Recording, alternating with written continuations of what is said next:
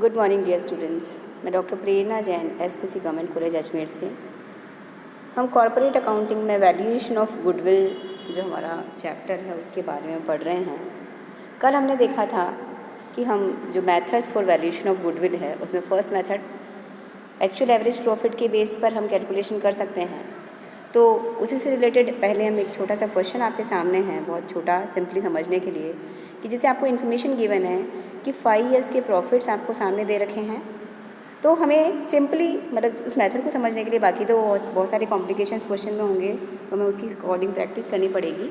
लेकिन आपको जो 5 साल के या 3 साल के 4 साल के जो भी प्रॉफिट्स गिवन होंगे, जैसे यहाँ है फर्स्ट ईयर का प्रॉफिट 24,000, सेकेंड ईयर का 20,000, थर्ड ईयर में प्रॉफिट हुआ 22,000 रुपीज़, फोर्थ ईयर में अर्न किया है उसने 26,000 रुपीज़ और फिफ्थ ईयर का प्रॉफिट है 24,000 रुपीज़। तो एवरेज प्रॉफिट जैसे सिंपली एक एवरेज करते आए थे वैसे एवरेज करना है, यानी 5 साल के प्रॉफिट गिवन है तो 5 साल के प्रॉफिट को टोटल किया है और डिवाइडेड बाई 5 कर दिया है। अगर किसी साल में लॉस दे रखा होता है तो उसे माइनस करना है। और कल जो मैंने रूल्स बताए थे कि अगर प्रॉफिट्स में कुछ एडजस्टमेंट्स, क्वेश्चन ये कहता है कि अब भविष्य में इतना प्रॉफिट नहीं होगा या इतना एक्सपेंस नहीं होगा या इनकम भविष्य में ज़्यादा होगी या कम होगी, तो वो इनकम्स और एक्सपेंसेस की कुछ एडजस्टमेंट अगर क्वेश्चन कहता है तो कर देंगे। जैसे इस क्वेश्चन में तो सिंपली आपको 5 साल के प्रॉफिट दे रखे हैं, डिवाइडेड बाई 5 किया तो एवरेज हो गया हमारा 23,200 रुपीज़। और आपको क्वेश्चन ये कहता है अगर कि हम क्या करेंगे, 3 साल के परचेज़ के बराबर गुडविल मानेंगे, तो 23,200 को अगर 3 से मल्टीप्लाई कर देते हैं तो हमारा वैल्यू ऑफ गुडविल आ जाता है 69,600 रुपीज़। तो इस तरह से हम सिंपल जो एवरेज मेथड है उसके अंदर गुडविल कैलकुलेट करते हैं। लेकिन एडजस्टमेंट्स अगर गिवन है तो एडजस्टमेंट्स को आपको ध्यान रखना होगा।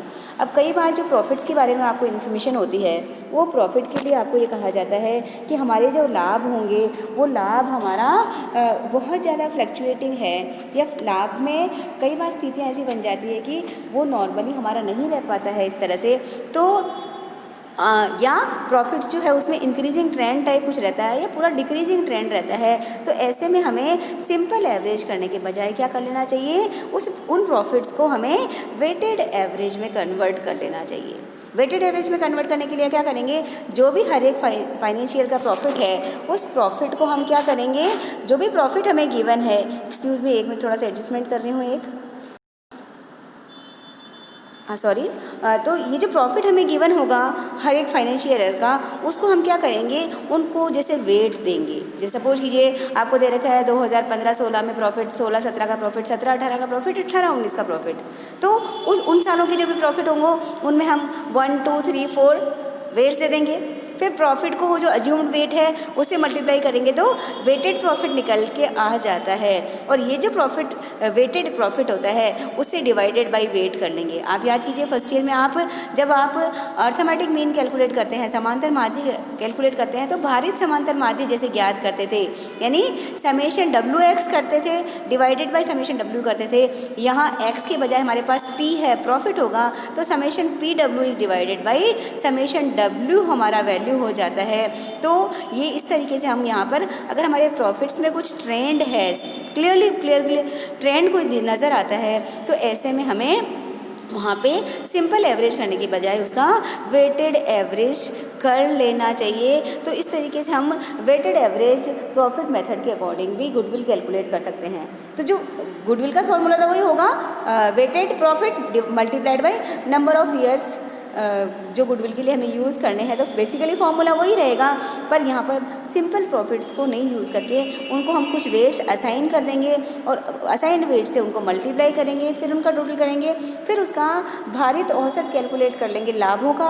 हाँ, एक तरह से हम वेटेड एवरेज कर लेंगे और ये जो वेटेड एवरेज प्रॉफिट आएगा उसको हम मल्टीप्लाई कर देंगे by the years of purchase जो आपको गुडविल के लिए कह रखे हैं, राइट। तो ये इस तरह से हमारा सेकेंड मेथड हो जाता है। जैसे क्या कहा है हमने, भारित औसत लाभ विधि, वेटेड एवरेज प्रॉफिट मेथड हम यूज़ करते हैं।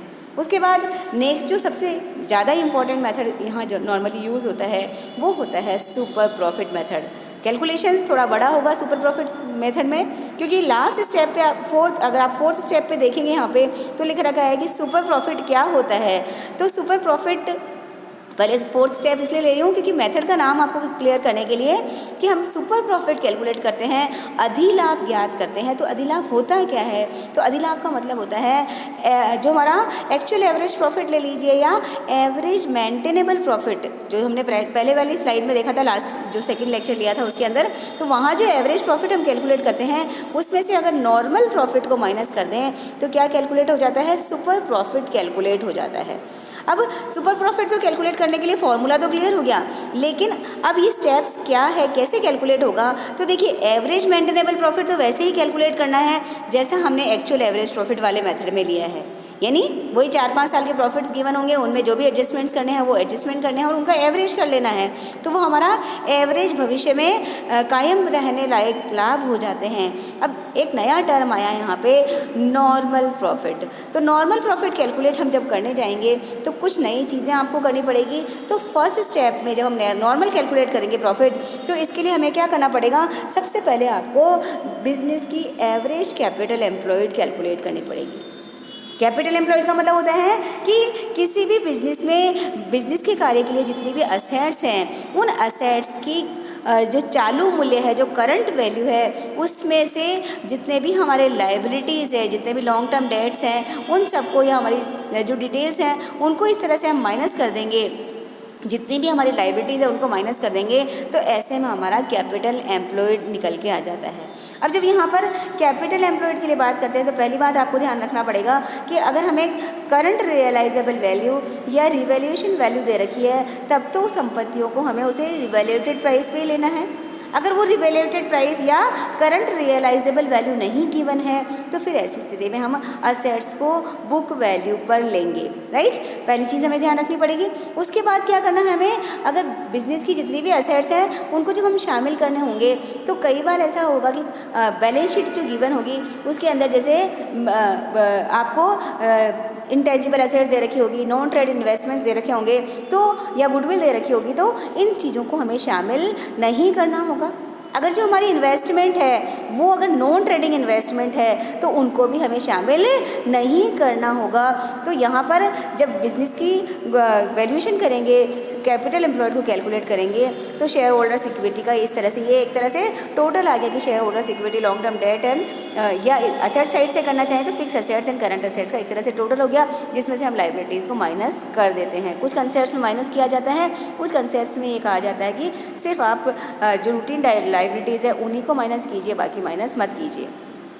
तो ये जो कैपिटल एम्प्लॉयड आई है, इस कैपिटल एम्प्लॉयड को अगर हम नॉर्मल रेट ऑफ रिटर्न, नया टर्म है, कई बार एग्जाम में भी आता है छोटा question, what do you mean by normal rate of return या what is the meaning of capital employed, छोटे क्वेश्चन 2 मार्क्स के। तो पहले हम क्या करेंगे, जैसे कैपिटल एम्प्लॉयड सपोज कीजिए आपकी 10 लाख रुपीज़ आई, आपने स्टेप 1 में कैलकुलेट कर लिया कैपिटल एम्प्लॉयड, राइट। अब स्टेप 1 में जो कैपिटल एम्प्लॉयड कैलकुलेट किया है उसको आपको मल्टीप्लाई किससे करना है, normal rate of return. Normal rate of return के लिए आपको ज़्यादा परेशान होने की ज़रूरत नहीं है, क्वेश्चन में आपको गिवन होगा, यानी नॉर्मल रेट ऑफ रिटर्न वह नॉर्मली अर्न करने वाली, जो कैपिटल पे अर्न करने वाली रेट होती है जो किसी भी बिजनेस फर्म को बिजनेस में रहने के लिए उस वहाँ एग्जिस्ट करने के लिए पर्याप्त होगी। यानी हम क्वेश्चन में इस तरह की लैंग्वेज होगी कि सामान्यतः हमारे तरह के व्यापारी जो भी है वो 8% या 10% लाभ कमाते हैं। तो स्टेप 2 पे क्या निकल के आ जाएगा आपका नॉर्मल प्रॉफिट। जैसे मैंने एग्जांपल दिया कि स्टेप 1 में आपकी कैपिटल एम्प्लॉयड निकाली 10 लाख रुपए और आपको रेट ऑफ रिटर्न क्वेश्चन में गिवन होगी, आपको निकालने की नॉर्मली ज़रूरत नहीं पड़ेगी, 10% गिवन है, तो 10 लाख का 10% 1 लाख रुपये हमारा क्या निकल के आ गया, नॉर्मल प्रॉफिट निकल के आ गया।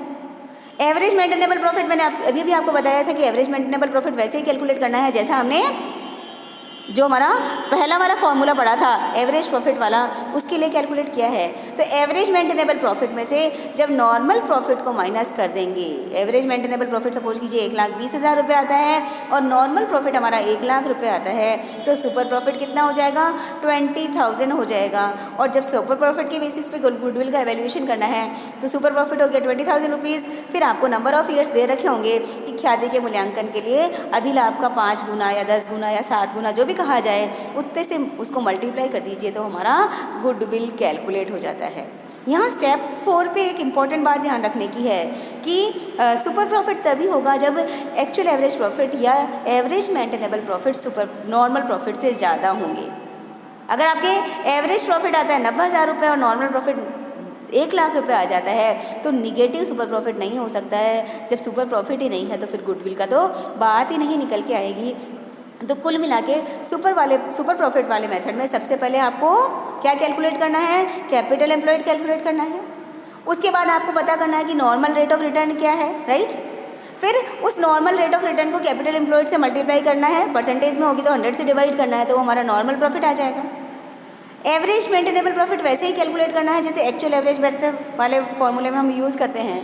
फिर हमारे पास सुपर प्रॉफिट होंगे average maintainable profit minus normal profit, और अल्टीमेटली ये जो सुपर प्रॉफिट आया है उसे नंबर ऑफ़ ईयर से हम मल्टीप्लाई कर देंगे तो हमारा गुडविल कैलकुलेट हो जाता है। तो इस तरीके से बहुत इंपॉर्टेंट मेथड है, आप प्रैक्टिकली बहुत सारी इसकी प्रैक्टिस कीजिएगा। एक क्वेश्चन मैं भी करवाने का देखती हूँ कि किस तरह से आपको दिया जा सके। तो इस तरह से हम सुपर प्रॉफिट मेथड से गुडविल का वैल्यूएशन करते हैं। Thank you.